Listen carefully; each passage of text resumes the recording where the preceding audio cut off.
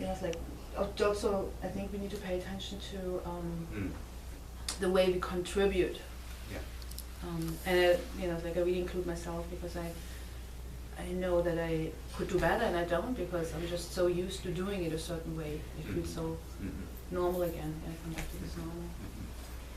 Yeah, in so many ways, all of this boils down to being conscious about the way that we're living. Not just living out of habit, not just living a certain way because this is the way it's always been, or this is the way that other people do, this is socially acceptable. But how is my action, even my thinking, right?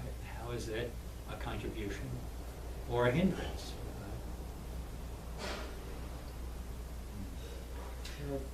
Should we open up? Yes, yes. I'd like to know what you Yeah, guys have to say. I was just about to say, so that's more or less what we want to share. Okay. But I think the second half of what we want to happen is for us to have a discussion about it.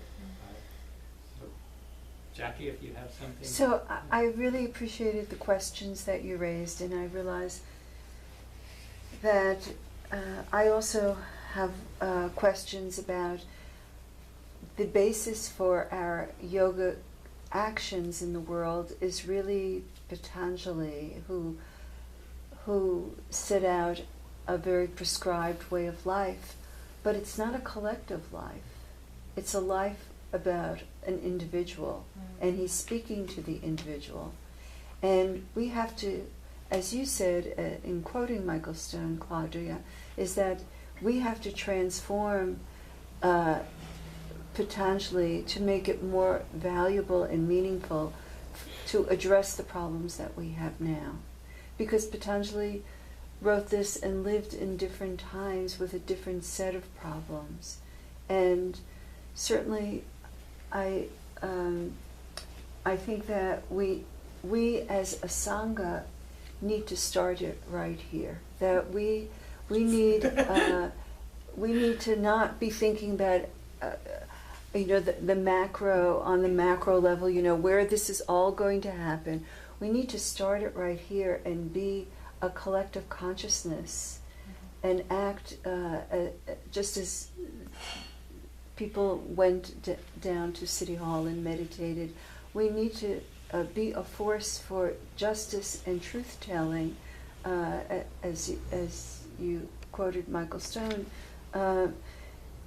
and start where we are. And I'd like to brainstorm about how that we can do that. I would even add that, Patanjali defines yoga in a way that's typically or often translated as very passive. But maybe he didn't mean for it to be so passive, by stilling the mind, we experience yoga. What does that definition look like in action, right? Who knows exactly what his intention was, and whether or not it was or wasn't.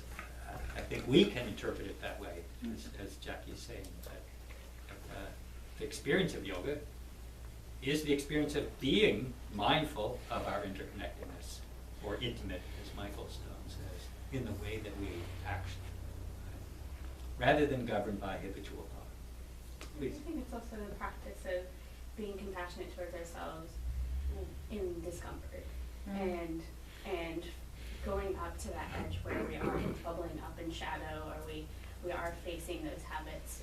We're doing it on the cushion over and over again. We're doing it in an asana practice or any of our, and I always relate back to this as practice for life. This is practice for being in those uncomfortable situations. And so if I can be here and be embodied and be compassionate with myself and be in this moment and not let this break me, I can surely not shower more than twice a week, or and figure out how to remove creature comforts that aren't doing anybody any good, and let that little bit of discomfort be just part of the practice. Yeah. And I think that's what called me to yoga in the first place. Even though I probably would. But I thought about this lately a lot, so I'm really into the thought process of interconnection. It's like, I really feel like if we would really truly cut through this illusion of we are separate, there's nature out there and we're in here. And like and that's why I thought about like the food and like, you know, like we're just so in inter-exchange on a non-stop basis that I think if I would really always be aware of this, there's so many actions I wouldn't even feel uncomfortable about because that's what it is. That's how it needs to be. I think it's the discomfort of shifting. That's what I mean. Yeah, it's like making that when we realize that we're like, oh wait, this is not normal. Why am I doing this? It's that discomfort of transitioning away from this. Because I think like the interconnection is also like, I think it's in non-duality. Like it's like the oneness of, you know, it's not dual thinking. So it's not even about good or bad anymore. I like it or I don't like it. It's just what needs to happen. Like I always like the definition of yoga also, it's seeing life as it is. It's not this or it's not that. It's just what it is. You know, so, yeah. But the shift, I think you're right. Like that's what it is. Like we have such a hard time to shift, to let go of what we used to. I also, I'm thinking of something that you bring up in my mind, that when we recognize the unhealthy thinking in ourselves and try to correct it, to me that makes it also easier to know that that's part of the human experience. And when I recognize it in someone else, to know that they're no different than me, just maybe a different version. So that rather than respond to them with anger or judgment, that I also recognize that human dysfunction and find a way to support them, rather than divide myself from them as those people, right, those bad guys that don't know better. Because that's perpetuating duality. Yeah. It's perpetuating duality. Those polluters, right? Anyone else have a thought to share? Please. Well, that is something that resonates with me about the wanting to point the finger, like, well, they're doing the wrong thing, or it's because of them that we have all these problems. And it reminds me just of that action that I'll look at for myself. Where am I consistently wanting to blame the outside when really it's something on the inside? And in that way, the yamas and the niyamas and the whole Yoga Sutras just comes right back home. It completely feels appropriate to this time, because it does feel like it's a practice of understanding my true nature. What is it that I'm called to do or bring forward, and to try to affect or change within myself that I might be able to do around me, versus coming from a place of anger or hurt, and then or blame.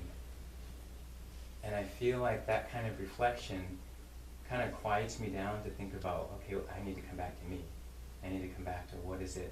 It's, yes, there's a drought. Yes, there's, environmental destruction. But there's also, like you just said about the other definition of yoga, it just kind of is. And I think in some ways it's this mirror for us just to see how we react. And then what do you do about it? Do you act mindfully, or do you just say, I can't do anything, or I have to do everything? I think it's interesting to see how do we react. And that, to me, is the practice. And then move from there. And I think things will change in that. Though it's interesting, you started out with I, and then in the end you said we, because my emphasis would really be on the we. How can we make each other aware of what we do, or how can we support each other? So like, I think it naturally bubbles up when we do.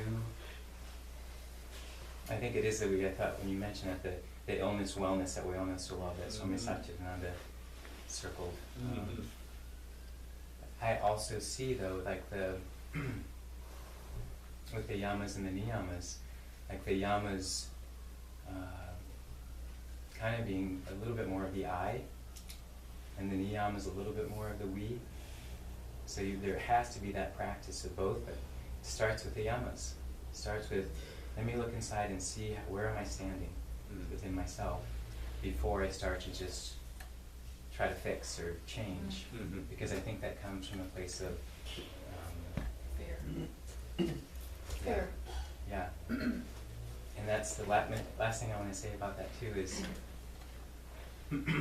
one of the things I have found interesting is to see how do we respond to those things that are happening.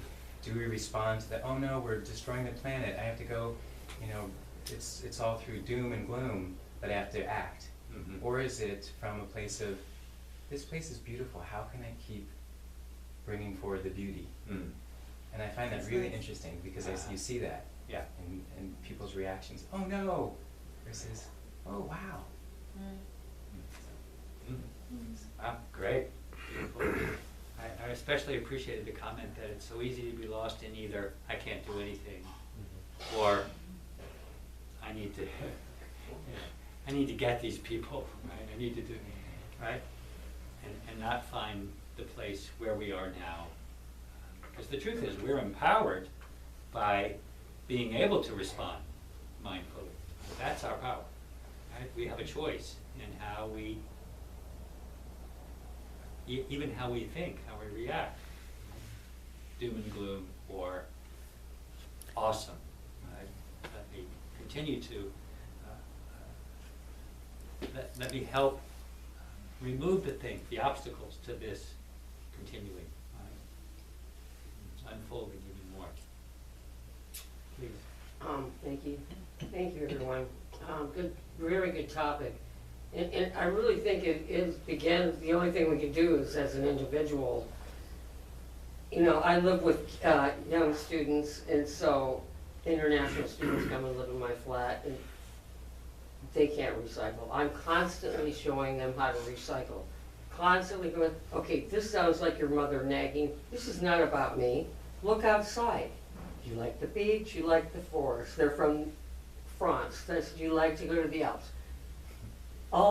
You do this wrong, it's destroying those places, even though it's across the world. What you do here affects that, and vice versa. It's all one thing. So, I'm a fanatic about it. I make them go out with me when it's time to do the trash. I say, okay, now I'm going to cook big things, and I go through all the garbage. I say, okay, keep throwing this in the garbage. It's confusing because some plastics you can recycle, some plastics you can't. You get used to it. You can't do this. This is over and over.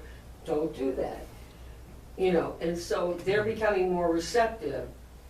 Because when they first arrived, I would empty the entire trash can and say, look at this. The trash can's empty. This is all compostable. And don't put stuff in the recycle that can be composted. I don't like that. Cardboard should all go in the compost. And another thing I have done that has come back to bless me way more than I deserve is give when it hurts. When it hurts, give. Like you think, okay, these people in Nepal, oh, I'm only making minimum wage and I can't send them any money. Oh, I can't pay this bill and I owe Aunt Bertie this much. Give anyway. When I've had huge debt, give. Give till it hurts. And it will come back. I mean, okay, I'm going to put this out, You say, okay, I'm not going to give because my motive is to get it back. But, all that, I've been on my own since I was 15. I have been homeless in times in my life. But I still gave. It's like, oh yeah, I just ripped off some lobster from the Konakai Club here. Whatever I was up to at the time. Share. Give it away, give it to animals. I had the happiest cat on the planet.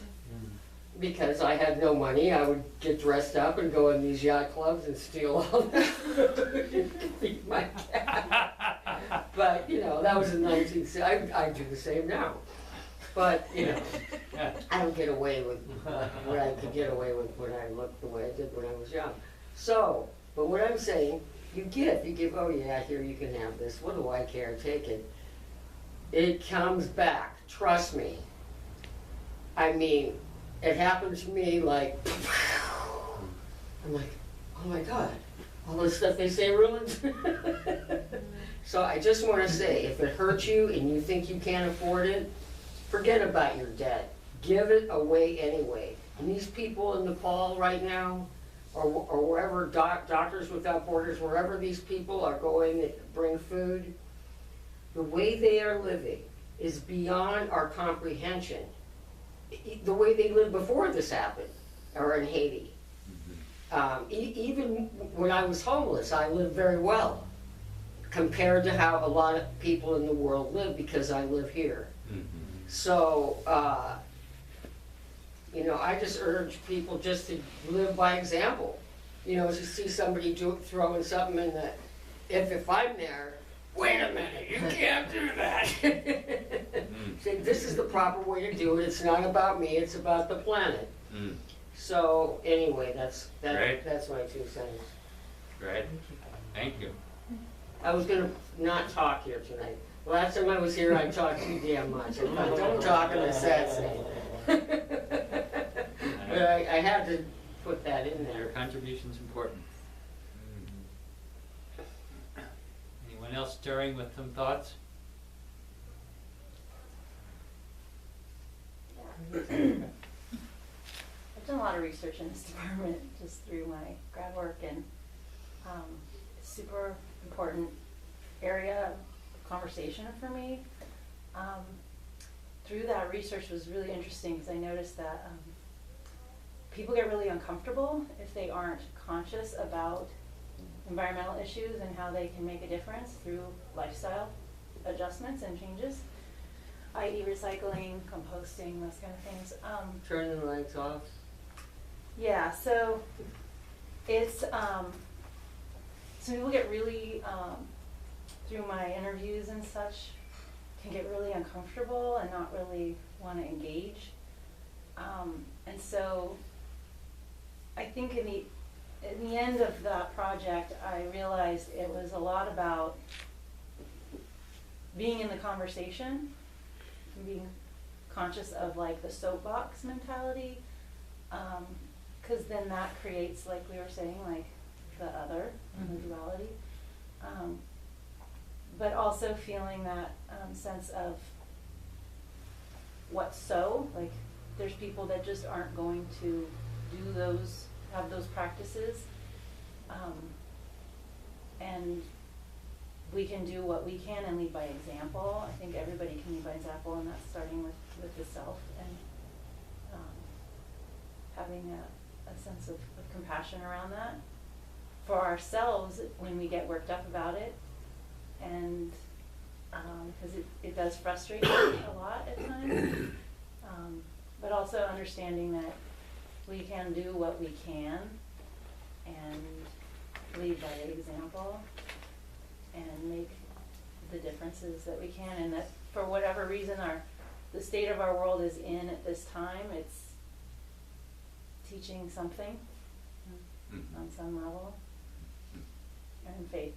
Yeah, trust and faith that people will continue to, if you keep the conversation open from a true space of just awareness, people are much more receptive. And once you know, you can't unknow. And that makes some people frustrated and angry. They just wish they never knew they were happy doing things the way they were doing, but it's messy. And being comfortable in that and continuing, I think, is really important. And I think what you said, dialogue, that's something that comes to me over and over, to just really be willing to have the dialogue with people and with each other, of how can we from moment to moment adjust, and how can we deal with whatever comes up. Because for me it's all like it's, I tend to go somewhere between anger and sadness, you know, kind of like, how do I also deal with the sadness, and I feel like there's like, and yeah, I am sometimes in this doom and gloom, and like I totally see what you said, and I, you know, like that's why I go to nature and I see kind of like when it's really just beautiful and it just overwhelms you and it's beautiful, but sometimes I'm just so